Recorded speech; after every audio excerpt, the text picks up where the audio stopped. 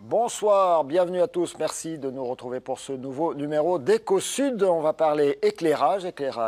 Michel Tesconi. Eh bien, je vais écorcher tous les noms aujourd'hui. Vous avez fondé, vous dirigez cette société qui s'appelle Citélum et qui met en place un partenariat public-privé avec la ville de Sète pour tout ce qui concerne l'éclairage public, la lumière, l'électricité un peu en général. Vous allez nous expliquer tout ça avec votre groupe Citélum, présent aujourd'hui dans le monde entier, sur les 5 continents. On verra quelques images tout à l'heure. Vous êtes vraiment présent dans les grandes villes du monde. Vous faites de l'éclairage public, de la signalisation tricolore. Vous gérez tout ça avec des conventions, des accords tout à fait complexes avec les collectivités locales, avec les communes. Et vous venez de signer un contrat avec Sète. C'est pour ça que vous êtes avec nous aujourd'hui. Mais déjà, d'abord, repérer, comprendre qu'est-ce que c'est que Citélum, une société que vous avez créée il y a 20 ans, c'est ça, en 93. Oui, nous avons démarré le 21 juin 1993. Donc c'est effectivement, nous fêtons les 20 ans cette année. Belle date. Avec une réception bientôt d'ailleurs à Paris. L'idée de départ était de proposer aux collectivités locales un concept intégrant l'ensemble de la chaîne de valeur de la lumière urbaine, fourniture d'énergie, exploitation maintenance, gros entretien, travaux de renouvellement, partant du principe que les réseaux sont vétustes, de plus en plus vétustes, énergivores, et donc il y avait une place pour ce type d'opérateur. Donc déjà en 93, il y avait une pression pour dire il faut consommer moins, il faut moins dépenser d'énergie. Je pense que nous avons été le révélateur de beaucoup de domaines. On a été le révélateur dans l'intérêt pour les villes d'avoir une véritable identité nocturne, parce qu'il y a 4360 heures de jour, mais il y a aussi 4360 heures de nuit. Et que partout dans le monde. Oui, partout dans le monde. Oui. Partout. Alors ça se répartit pas forcément de la même façon au pôle Nord. Parce qu'il y a des endroits où la nuit elle est longue. Voilà, mais au total ça fait la même chose. Et que l'humain a de plus en plus envie de passer du temps aussi la nuit, de consommer la nuit. Donc c'est des vecteurs de progrès social. Au départ de la création d'entreprise, on avait beaucoup intégré la dimension sécuritaire. C'est-à-dire que c'était un argument de vente auprès des collectivités locales, de dire que 80% des agressions ont lieu dans des endroits qui sont mal éclairés. Donc quand c'est mieux éclairé, il y a moins d'agressions. Donc ça rassure les dames, surtout quand elles ont envie de se marier, tout ça, il faut qu'elles soient belles, pas du tout abîmées. Vous n'avez pas fini de vous faire chambrer, là. Donc, vous êtes bien entouré, là. Donc voilà, et la dimension économique était toujours là. Et c'est vrai qu'au départ de la création d'entreprise, quand j'expliquais que 50% de la consommation d'électricité d'une collectivité locale, c'est l'éclairage public, les gens étaient très surpris. Mais quand vous expliquez que l'éclairage public, il s'étend sur des kilomètres de voirie et donc des kilomètres de réseau, et les normes européennes, c'est un écartement de 32 mètres entre chaque réverbère, ça fait de la consommation. Je pense que quand vous allez vous coucher la nuit, en général, vous éteignez votre salle de bain ou votre salle à manger, les réverbères, ils restent allumés. Mais j'ai l'éclairage de la ville qui continue d'éclairer l'intérieur. C'est en face d'un réverbère Citélum, je ne sais pas. Mais donc l'idée a été toujours là de faire des économies, de faire de la qualité, de faire l'identité nocturne des villes. Et petit à petit, on a développé notre concept en France. On est devenu leader en France entre 93 et 97. Et ensuite, nous sommes allés faire une tournée des grandes villes à l'étranger, et toujours avec la même idée de ce concept qui intègre une dimension contractique, vous le soulignez tout à l'heure, très forte sur les aspects financiers, juridiques, etc. Avant d'aborder plus en détail, notamment à travers ce contrat que vous venez de passer avec la ville de Sète, on va voir d'ailleurs en images, vous êtes présent, je l'ai dit, dans le monde entier. Vous ne construisez pas des lampadaires, ne nous méprenons pas. Non, nous ne sommes pas fabricants, jamais. On installe éventuellement et on achète chez tous les industriels capables de construire des choses de qualité, parce que nous, on s'engage sur du résultat vis-à-vis des collectivités.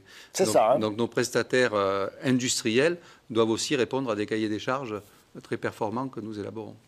Donc vous travaillez avec des designers du monde entier, en tout cas des constructeurs qui eux-mêmes font travailler des designers. Vous faites attention aujourd'hui à cette préoccupation là des gens qui regardent les étoiles, la pollution visuelle, essayer d'éclairer le sol plutôt que le ciel? Oui, la pollution lumineuse, bien sûr, parce que ça a aussi une dimension économie d'énergie. C'est-à-dire que quand vous avez, par exemple, une boule, pour faire simple, un luminaire avec une boule, oui, il va éclairer autant la Lune que le sol. Ouais. Bon, c'est pas franchement intéressant d'éclairer la Lune. Bon, donc, éventuellement, on pourrait nous poser un réverbère sur la Lune. Ça, c'est mon rêve. Ah Peut-être oui qu'un jour, j'arriverai à le faire. Mais vous savez, c'est le petit prince, hein, c'est l'histoire. Et bon, mais en tout cas, oui, c'est bien sûr. La pollution lumineuse, c'est important. La biodiversité aussi. Parce qu'on tient compte, on parlait de CET tout à l'heure, où on a un corridor sur ce sujet-là, un corridor écologique, pour faire en sorte qu'au niveau des animaux, ils ne soient pas attirés par la lumière. Si vous mettez un réverbère de l'autre côté d'une rue, par exemple, ou de l'autre côté, il y a un parc, vous allez attirer les animaux, donc ils vont traverser, ils vont se faire écraser. Alors qu'il vaut mieux mettre le réverbère du côté du Exactement. parc. Ah oui. Alors là, on a vu quelques images assez spectaculaires. Ce n'est pas l'essentiel de votre chiffre d'affaires, mais c'est ce qui vous permet aussi, ce qui vous aide à prendre des marchés un peu partout. C'est, comment vous appelez ça, les spectacles visuels, les spectacles les mises en lumière, les mises en lumière de bâtiments. Oui. Bon, c'est vrai qu'on a... fêté, bon, je n'ai pas recensé pour nos 20 ans, mais quand on a fêté nos 15 ans, j'avais fait recenser, on a mis un monument en lumière par jour dans le monde. Par jour dans le monde, en 15 ans. Donc ça a commencé avec la cour carrée du Louvre, ça a continué avec la tour Eiffel en rouge, les Petronas de Kuala Lumpur, vous en parliez tout à l'heure, mais aussi de façon plus récente, le Tower Bridge pour les Jeux Olympiques de Londres ou l'exposition universaire de Shanghai.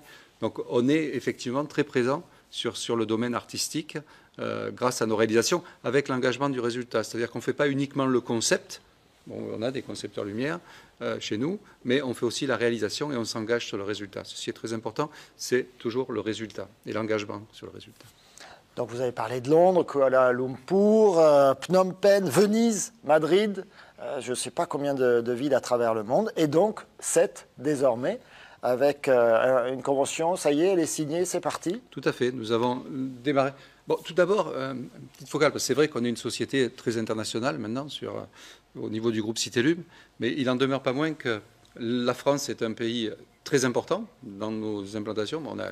C'est le pays le plus important aujourd'hui, et je suis très attaché à l'ancrage local. C'est-à-dire que Citélum, ici, on réalise en France 10% du chiffre d'affaires dans la région de Languedoc aussi. Vous êtes basé à Paris, hein, votre siège est à Paris. Mais après, on a une agence locale. Ici, c'est nous qui gérons Nîmes. Bon, et à 7, donc on a signé le contrat qui est un contrat contractuel de type PPP, partenariat public-privé, avec une très forte dimension économie d'énergie. 50% d'économie d'énergie dans les 7 ans à venir. C'est dans les 4 ans, c'est votre engagement. Absolument.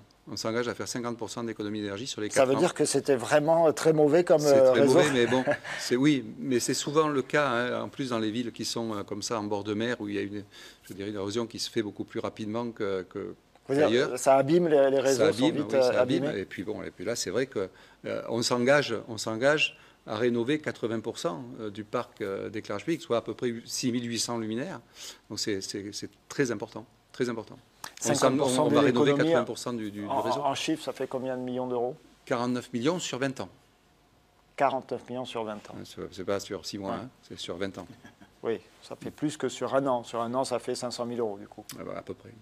Alors ça, c'est la partie économie d'énergie. Du coup, qui dit économie d'énergie dit économie de rejets polluants. Vous les avez chiffrés également? Alors, l'engagement de la ville de Sète dans laquelle nous nous inscrivons est d'avoir 20% de réduction donc, d'émissions de gaz à effet de serre à l'horizon 2020. Donc on contribue à cela et on est clairement engagé. C'est-à-dire que quand on commence un contrat, on fait un bilan écologique. Hein, donc on mesure l'empreinte écologique de la ville par rapport à la dimension éclairage public. Et nos actions s'inscrivent donc dans le cadre d'un bilan carbone. Et tous les ans, au travers d'un rapport d'activité, on restitue à la ville l'évolution de cette empreinte écologique et de ce bilan carbone pour vérifier qu'en termes de traçabilité, on va bien atteindre l'objectif sur lequel nous nous sommes engagés. Alors, on a parlé d'économie d'énergie, on a parlé également de pollution. Au niveau activité, vous êtes basé à Paris, vous avez des agences et vous faites travailler, ce que j'ai vu sur le dossier, vous faites travailler des entreprises locales sur ce partenariat à 7, par exemple. Toujours. J'ai basé la culture et la valeur de l'entreprise sur la notion de partage. Donc, que ce soit en France ou partout dans le monde, on a toujours des partenaires locaux. Et donc ici, on a un partenaire local avec lequel d'ailleurs nous réalisons d'autres villes dans la région qui s'appelle l'entreprise Sogetralec, donc, qui est avec une équipe dirigeante tout à fait performante et qui a bien conscience des enjeux de l'éclairage et de ce qu'il convient d'y faire. Donc c'est notre partenaire local, absolument. mise en lumière, éclairage public, signalisation tricolore aussi, hein, les feux c'est vous, à 7, avec le groupe Citelu. Merci d'être venu jusqu'à nous.